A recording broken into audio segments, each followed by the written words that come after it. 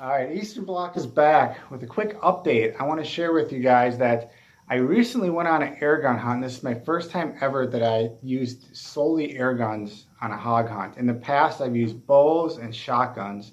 This is my first time solely with air guns. And I learned a lot, and there's a lot of information I would like to share. I went down there with this hunt with two different guns. The first was the Texan 308 SS that I have shooting 75 grainers at 940 feet per second, topped with a Athon 3x15 HD scope. And then the second gun was kind of a wild card that I brought down. I didn't know exactly how it would perform.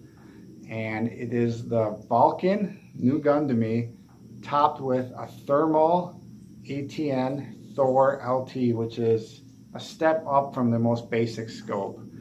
I went into this hunt thinking one of these guns was going to perform better than the other, and it was actually the opposite. And I'll explain why I would rather pick one of these guns over the other as this video goes on. But first, I'm gonna do some target practice and shoot at the same time. So I hope you guys don't mind and talk at the same time. So first thing I did, I wanted to make sure the ranch that I wanted to hunt that actually would let me hunt. I didn't want to show up down there with no guns, because I can't shoot my air guns and have to rent like a shotgun or something. So I called and they said, yeah, no problem. We don't know why anybody would hunt with a air gun, but we're not going to stop you. We understand that air gunners know what they're doing when it comes to hunting with air guns. They're very proficient. So he said, just don't be mindful that I don't want any wounded pigs. So that was that. That's why I changed a couple guns before I left, and made sure I had guns accurate enough to do headshot only. And that's why I picked those two guns. So I paid on credit card $700 for two people. My son and I were going for a 3-day hunt, and you can shoot as many pig as you want on this hunt. You just have to pay for the processing, which is $50 per pig, and then every pig that weighed more than 50 pounds is $1 to process. And then you had the option to upgrade and turn the meat in for processed sausage, and which I took advantage of that. I really liked the sausage, and I really liked not having to work my ass off for the meat. So I'll get to the hunt. The first day, my son and I went down there. They gave us orientation, and I think we went out about 6 o'clock to the deer stand, or the pig stand, or whatever you call it. And we waited and waited. Deer were showing up, hogs were, or not deer, cow, but were showing up, but no hogs until the sun started to set. I think it was an hour before sunlight. We started to see a couple pigs off in the distance through the woods moving around. And they ended up being about two pig, and they were extremely wary. This is a farm, or like a ranch or a high fence. But the pigs are all very spooky, and they all live in the wild. And they were very hesitant coming out of the woods. And the whole time, for an hour and a half, we were waiting with the Texan and just never could get a shot. It was a 65-yard shot across a pond and into a flat area with a little bit of corn spread out. And all the other animals were walking around with not a care in the world. But all the pig were hanging out until it got dark, and it's like they almost knew when it was safe to come out. Like, they've been hunted so much that the smart ones know. They wait until another pig gets shot, or they wait till it's dark, and And right when they started to lift their guard, that was when it was too dark to shoot the Texan. So luckily I brought both guns with, and we got the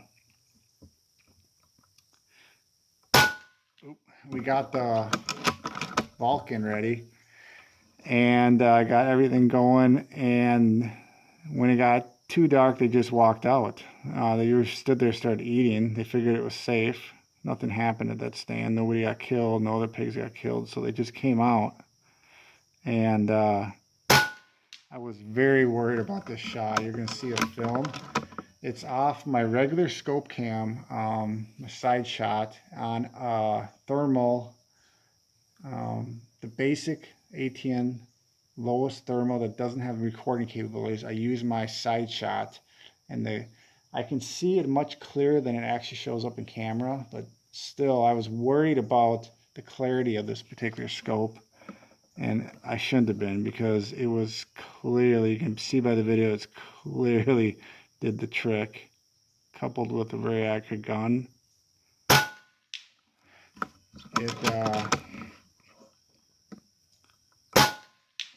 perfectly hit the pig in the head. And here's the video clip. I'll take a couple more shots and show you the video.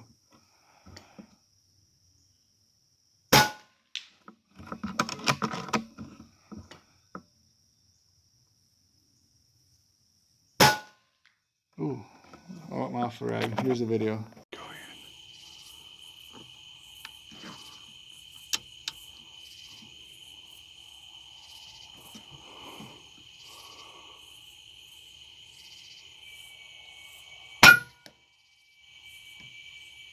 Got him.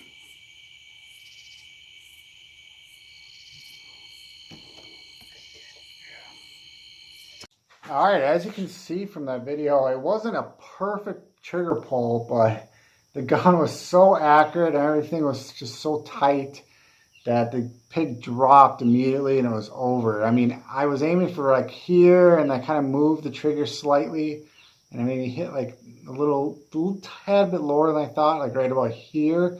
The pig was still dead instantly, almost instantly. So after that shot, and I felt so much better. I felt redeemed from this that happened for a few months ago, and now I can move on from that incident.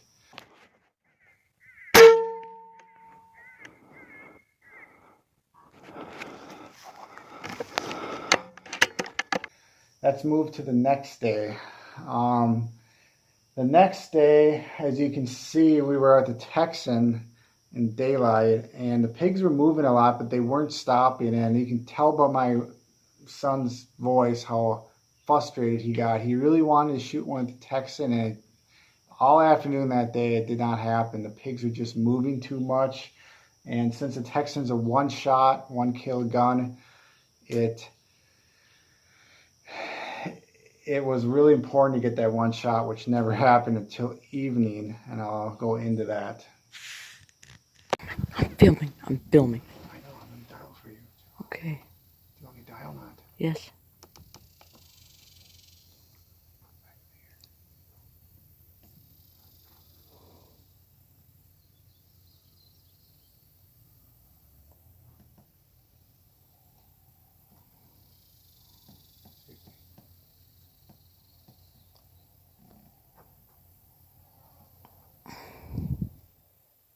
Try to shoot a pig. Yeah. Pig one. No. I'm just about to shoot him.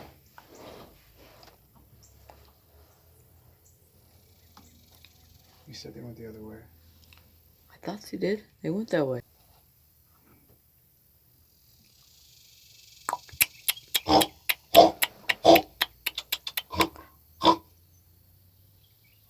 All right, as you can see,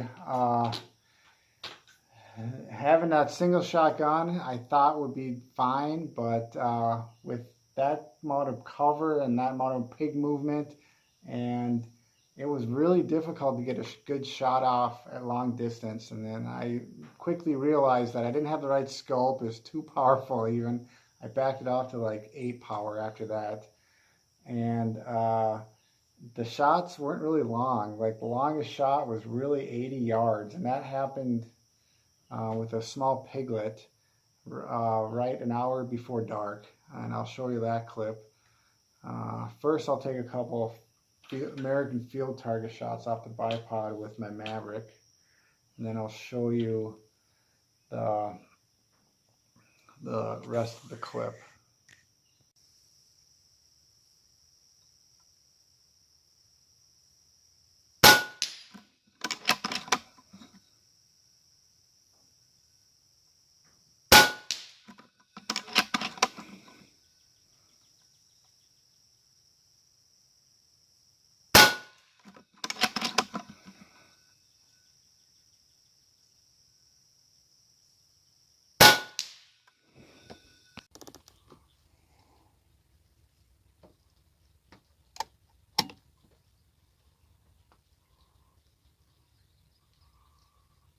Shots.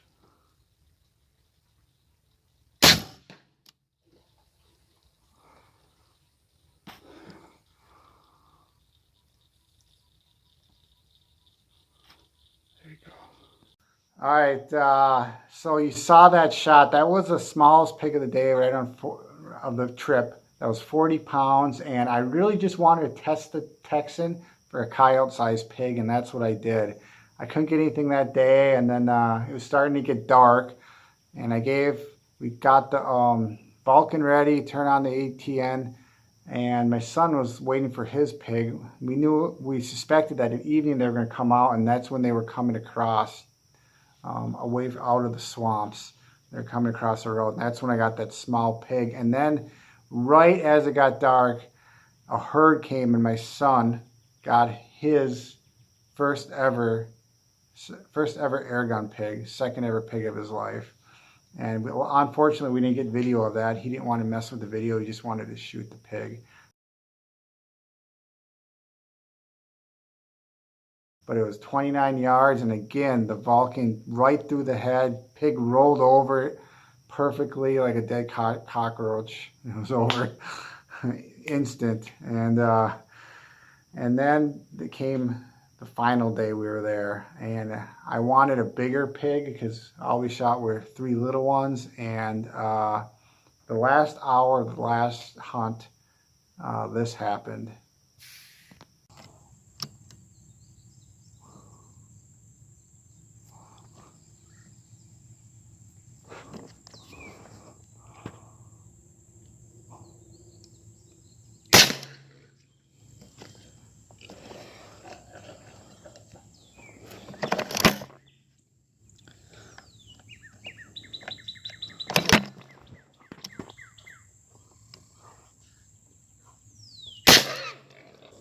Get it, Aiden.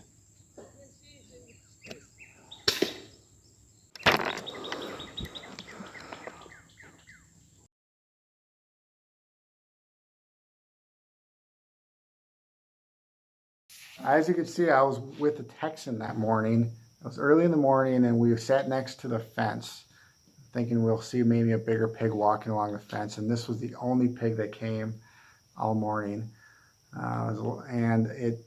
Most pigs would stop a mile away and run off around you. This particular pig, I don't know where it was going, but it was just running straight ahead. I thought it would stop for the Texan, but it just kept running.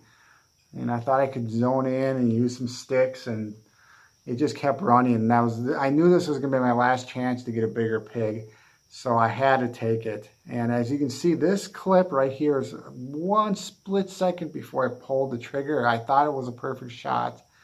But as you watch the video, I kind of pulled, and instead of here, it hit here and went through here, and the pig didn't immediately die. It jumped around, staggered, fell to the ground, staggering around. I had to quickly reload and put a second into its head, and then my son put a third. I guess all in all, I thought the Texan was just going to destroy the Vulcan, but as I noticed, it's not about power. These pigs are so strong. It's whether you put 600 foot-pounds into them or 78 like the Vulcan, it doesn't really matter. It's all about the shot placement. It's all about having that perfect shot and having a quick follow-up shot if needed. So I guess during the hunt, the Vulcan was far superior during that pig hunt, and I probably would always take that Vulcan now. And maybe put a different scope, put 2 scopes on it, but I think next year I'll probably just do the Texan at home and use the Vulcan or something else. I have 2 guns just in case one breaks down there. So I hope you like this video. Hope you learned something, and I hope if you guys go down for a pig hunt, maybe you'll take a tad bit of information away from this, and have a better hunt. Thanks for watching. Bye.